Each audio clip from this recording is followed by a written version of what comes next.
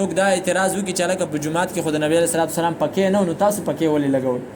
هغه جمعتونه خو چې سیمټ شوي نه نو تاسو ولې سیمټ کوئ نو صاحب دا سیمټ موږ ثواب نه ګڼو صحیح ده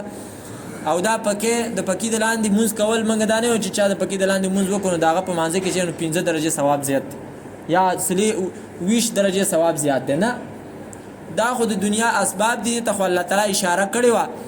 قران کریم کې وته اشاره کړې ده چې دا خلاصه کې ويخلق ما لا تعلمون الله تعالی هغه شی نه پیدا کوي چې تاسو ته پته نشته دي دا خو بلا نورم څومره شی نه ایجاد کی دا د دنیا اسباب دي او دا برازي دي کې ثواب نشته نه دی کې چې کوم نه ثواب دی چې لکه په یو جمعات کې جمع چې دین او په سپیکر کې کیږي نو هغه کې به ثواب زیات یو جمعات کې په سپیکر کې نه کیږي نو هغه کې به ثواب کمی نه یو جمعات کې اذان چې دین او هغه په سپیکر کې کیږي نو پاره کې به ثواب سوای او چې ببل کې کوم نه سپیکر کې نه کیږي نو هغه کې به ثواب کمی نه دا خبرې نه دي دا خو آلات دي په دې کې اجازه دي ته استعمالول شي ثواب کې د دې د وجې نه چې دین زیاته ناراضي ځکه چې اوس دا خبره مې تاسو ته ځکه وکړه ځنې خلک دسي وي لاشنو پټکو ولا چې الکه تاسو هر شي ته بدعت وي کنه نو نبی له صلوات و سلام خو په سپیکر کې اذان هم نه دی کړی تاسو دې ته ولې سوا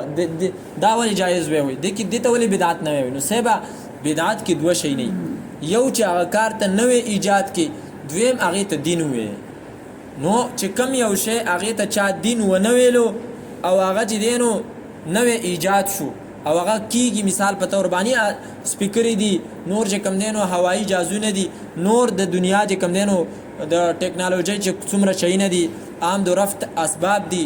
د نقل ذرایع دي میډیا دا وغیرہ نو دغه نوې شي نه دي خو دې ته موږ دین نه ویو صحیح ده دا غینه بغیر چې کم دینو چا یو عمل وکړو نو هغه له هغه نه ثواب ملاويږي چې کم د نبی له سلام په زمانه کې هغه کې د ثواب کې چې کم دینو څخه کمې زیاته ناراضي بهر حال په دې آیات کریمه کې الله تعالی